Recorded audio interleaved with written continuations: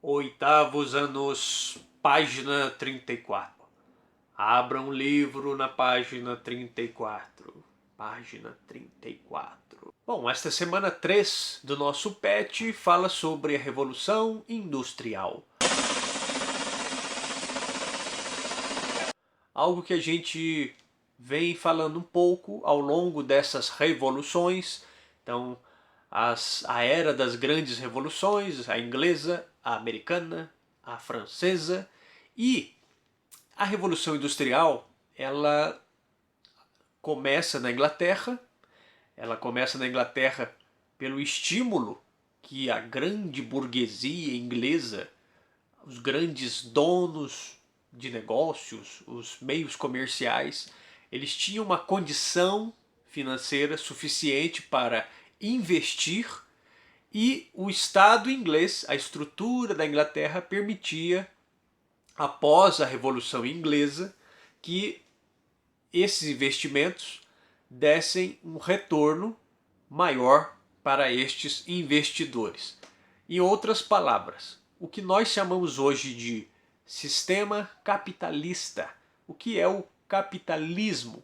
O que é o capitalismo? Podemos definir como um sistema econômico que se baseia no lucro. A busca pelo lucro, a busca por liberdade econômica e industrial, e onde o lucro é assegurado, ou pelo menos faz parte do jogo, né? Mas é a busca pelo lucro.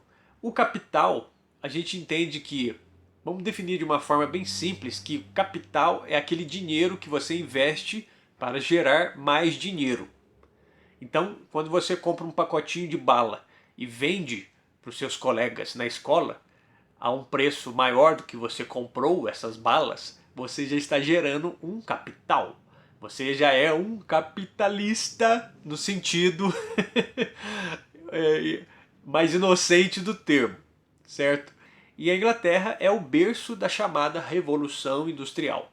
É quando os seres humanos, até então, faziam todo o trabalho de uma maneira manual, com o uso de um ou outro equipamento ou ferramenta, mas a partir de 1750, 1760 na Inglaterra, estes investimentos, esses lucros, né, que o comércio propiciava, inicia uma nova fase de descobertas e invenções de máquinas ou de mecanismos que pudessem aumentar a produção e diminuir o custo com a mão de obra.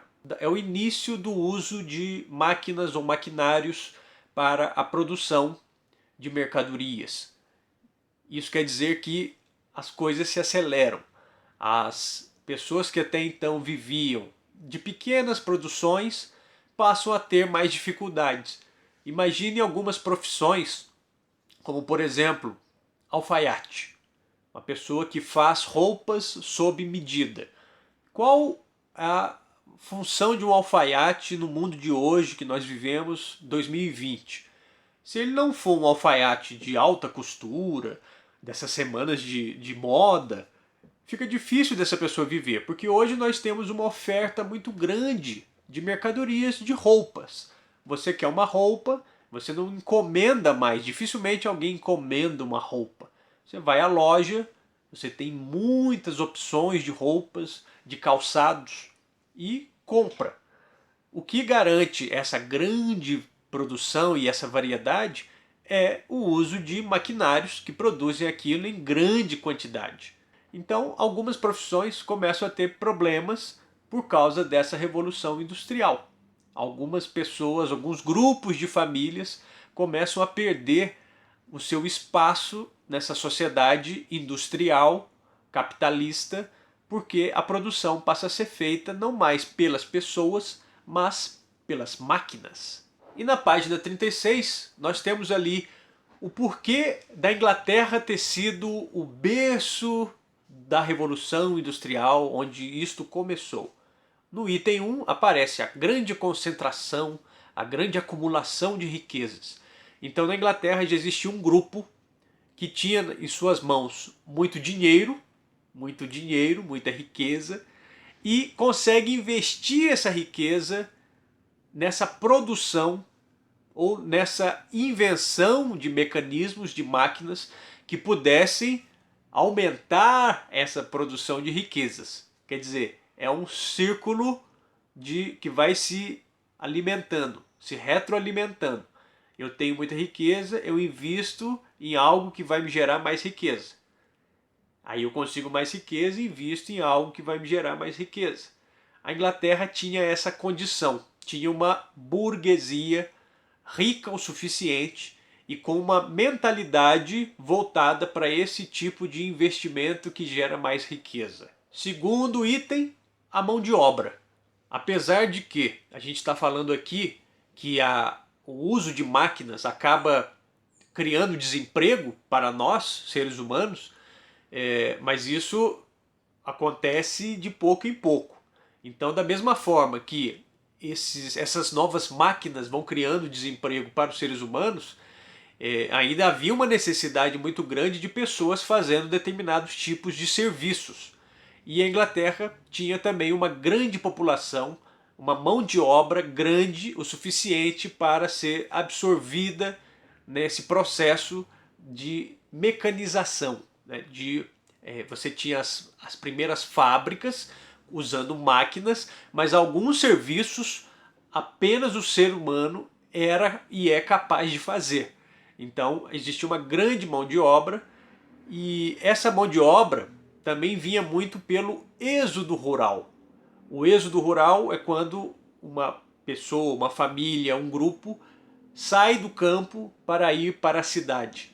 Então as cidades inglesas começam a se tornar polos de atração dessas pessoas, que eram os lugares onde havia oferta de trabalho, e essas pessoas vão acabar sendo absorvidas pelas fábricas e recebendo qualquer salário, já que precisavam sobreviver.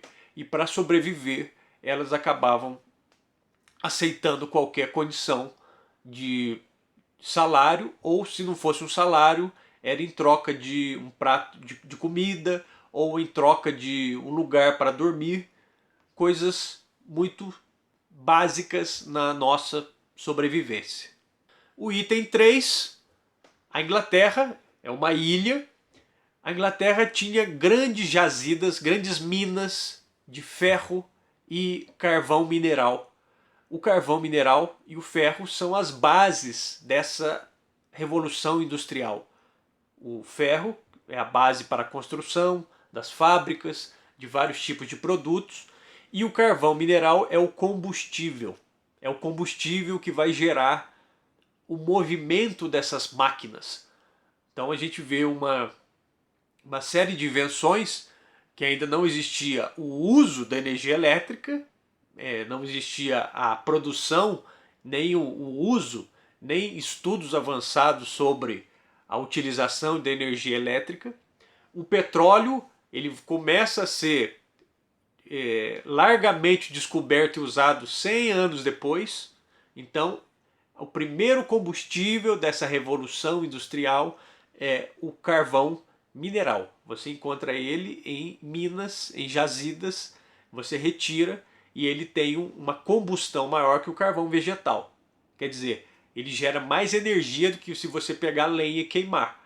Então na ilha da Inglaterra havia muita oferta, muitas minas de carvão mineral. É o terceiro ponto que explica por que a Inglaterra é o berço dessa revolução industrial. E o item 4 é a estabilidade política.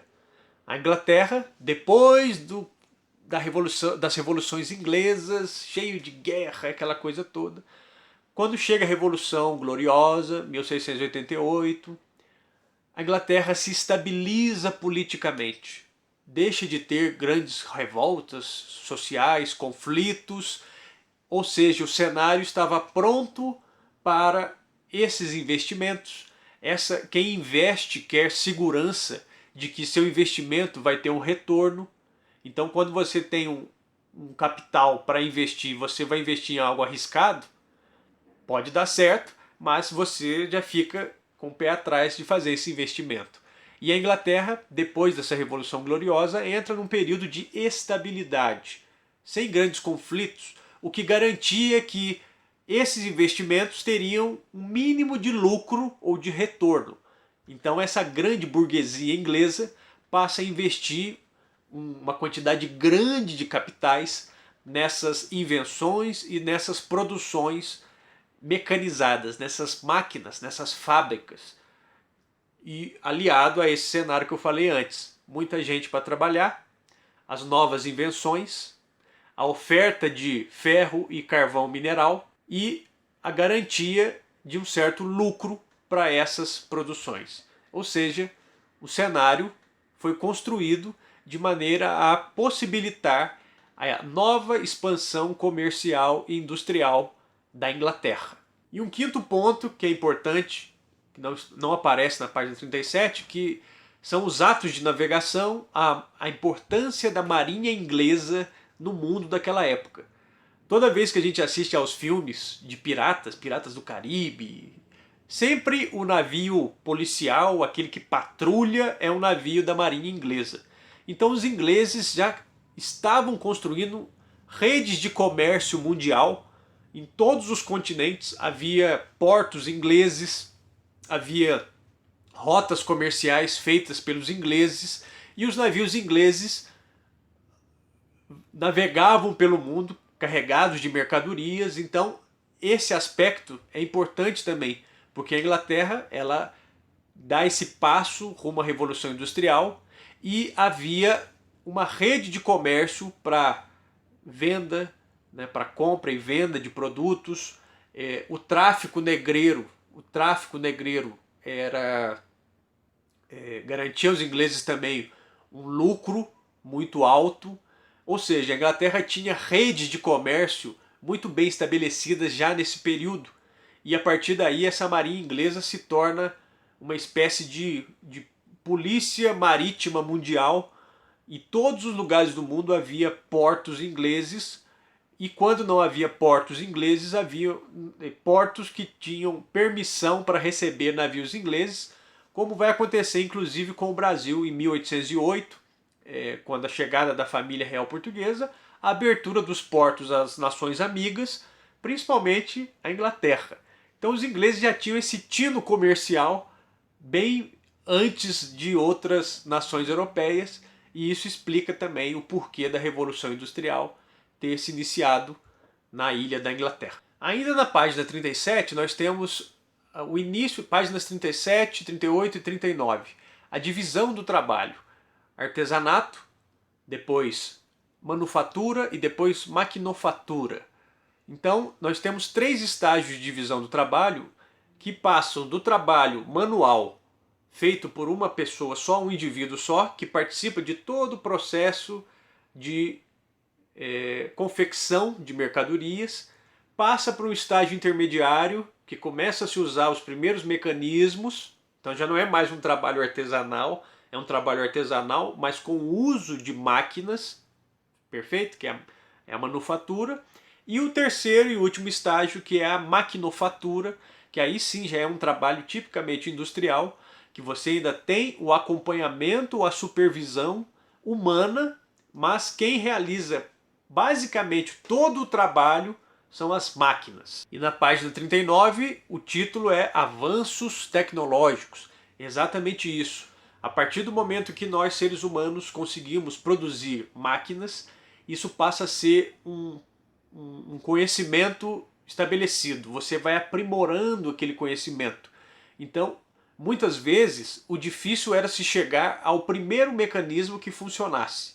Quando você alcança esse mecanismo que funciona, você passa a repetir esses princípios e aperfeiçoando os materiais, né, refinando esses materiais. É isso que na página 39 fala.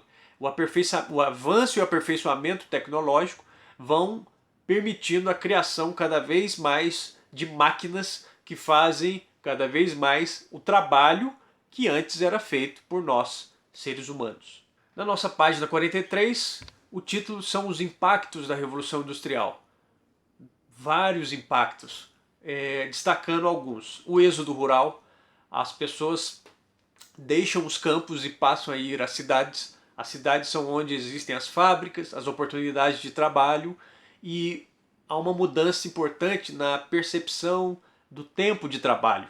Então, quando o trabalho era feito no campo, o trabalho era artesanal, havia o tempo da natureza, você acordava com o sol e dormia quando o sol se punha, você tinha que respeitar as estações do ano, não adiantava você querer plantar alguma coisa no inverno. E com a Revolução Industrial, nós passamos a seguir o tempo do relógio. O relógio passa a marcar o ritmo do nosso trabalho, do nosso dia a dia. No mundo de hoje, nós usamos o relógio para tudo, controlar todo tipo de compromisso que nós temos para além do trabalho.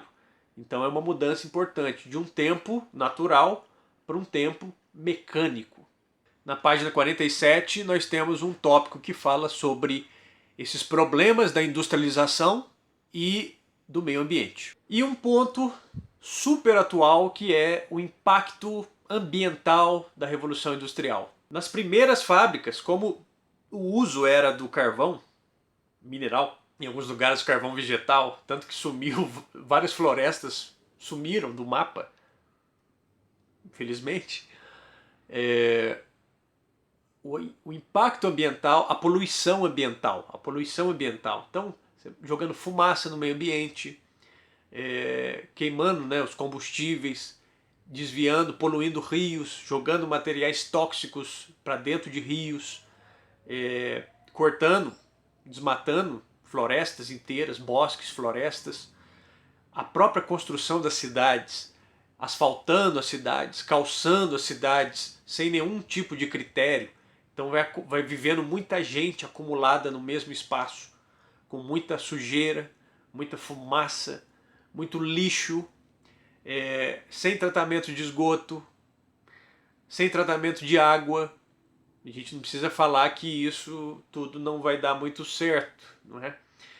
Então, com essa Revolução Industrial também se iniciam vários problemas ambientais que basta a gente olhar para cidades grandes e cidades pequenas do mundo de hoje.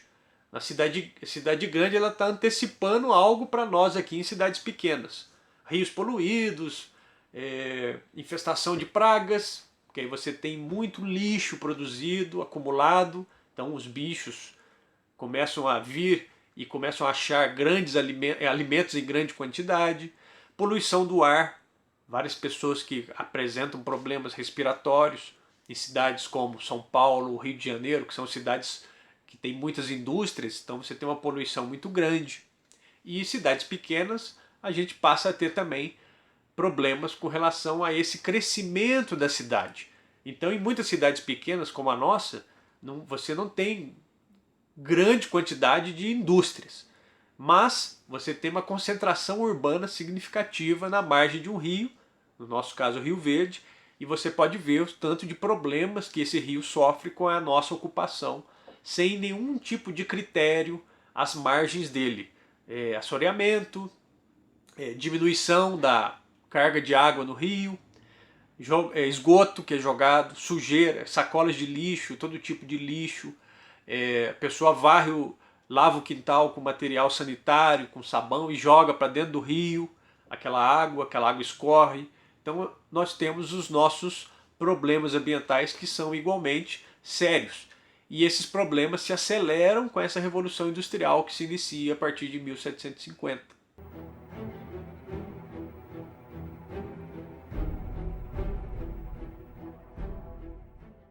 Eu acho que no meu primeiro vídeo, antes desse canal, já tinha pedido para fazer essa atividade, mas quem já fez, tudo bem.